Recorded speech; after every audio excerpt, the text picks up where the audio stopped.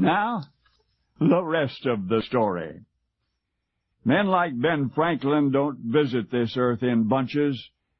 One such man per era, and the world counts itself lucky. He is remembered as a patriot and a publisher, and a philosopher and a diplomat. His most remarkable contributions, especially considering the generation in which he lived, were of a scientific nature. Mid-18th century, when those few who knew of electricity thought it to be black magical, Ben Franklin boldly proposed to enslave it. He identified lightning as a form of electricity by flying a baited kite in a storm. He produced his own electricity with an electrostatic generator of his own invention. Through his scientific experiments, he discovered electrical polarity. He discovered the cooling effect of evaporation in the mid-1700s.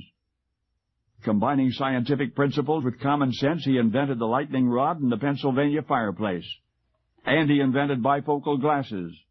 And then in his spare time, he charted the Gulf Stream.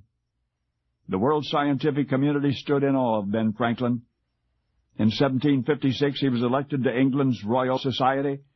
In 1772, to the French Academy of Sciences. Ben Franklin was with us 84 years, and yet it's doubtful that even at that age he had reached his potential. So diverse, so apparently boundless was his genius that one can only imagine what he might have accomplished with another decade or two. It's an often asked question among today's scholars, where are the Ben Franklins of recent generations? A suggestion is that we have emphasized the concerns of the so-called common man to the point of idealizing commonness, the best of the lousiest of the best, and with a premium on mediocrity, one can only expect the mediocre.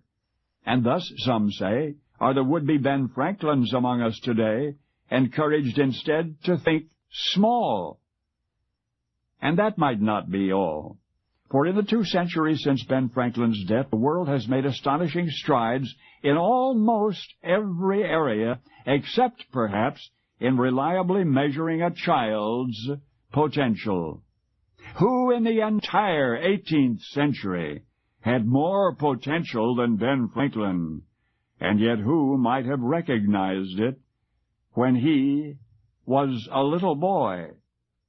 For you see, little Ben, the youngster who would grow up to chart the Gulf Stream, the youngster who would grow up to discover electrical polarity and the cooling effect of evaporation, the youngster who would grow up to invent the lightning rod and the Pennsylvania fireplace and bifocal glasses, that same child who, in addition to future careers in journalism and diplomacy, was destined to distinguish himself as an inventor and as a scientist, he, young Ben, the embodiment of all this human potential, at age 10, was forced to quit school and go to work because he failed in arithmetic.